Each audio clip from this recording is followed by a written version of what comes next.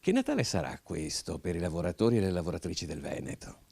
Noi siamo molto preoccupati perché purtroppo, le retribuzioni delle lavoratrici e lavoratori sono state falcidiate dall'inflazione e non abbiamo recuperato. Non ci saranno risorse nuove indipendentemente da quello che dice, il governo rispetto alla manovra e non crediamo appunto che siano sufficienti le piccole cose che sono arrivate o che arriveranno. E per cui per i lavoratori sarà dura. Tra l'altro i dati di novembre di Veneto Lavoro ci dicono che sì, l'occupazione aumenta, però aumenta quella precaria, quella a basso valore aggiunto e quella part-time. Quindi diminuiscono invece i contratti a tempo indeterminato e questo ci preoccupa, così come ci preoccupa l'aumento della richiesta di cassa integrazione. Il sistema produttivo sta rallentando, in particolare il manifatturiero, e abbiamo molti settori che non hanno il contratto collettivo rinnovato, a partire dal settore del commercio e dei servizi.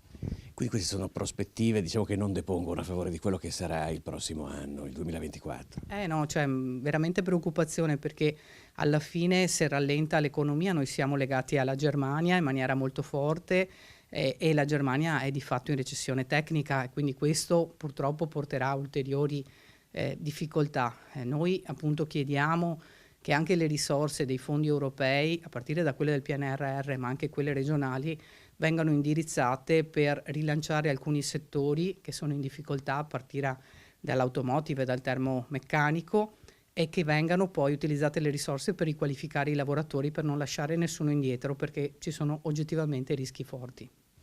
Il Veneto è una delle regioni più in salute dal punto di vista economico in Italia, lo si ribadisce spesso citando i dati del PIL e delle esportazioni, però al di là di questo sviluppo economico, quindi è un benessere che poi non è diffuso su tutti i cittadini. No, anche perché non possiamo vivere di solo export. La domanda interna rallenta perché le risorse a disposizione delle famiglie sono minori. Quindi questo è un dato che è sotto gli occhi di tutti e che rischia di mettere in crisi ulteriormente alcune imprese.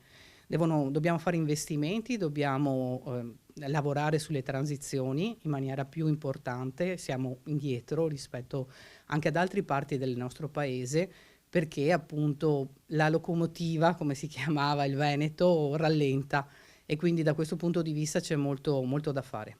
Che auguri si sente di fare ai lavoratori e alle lavoratrici per questo Natale e per il prossimo anno?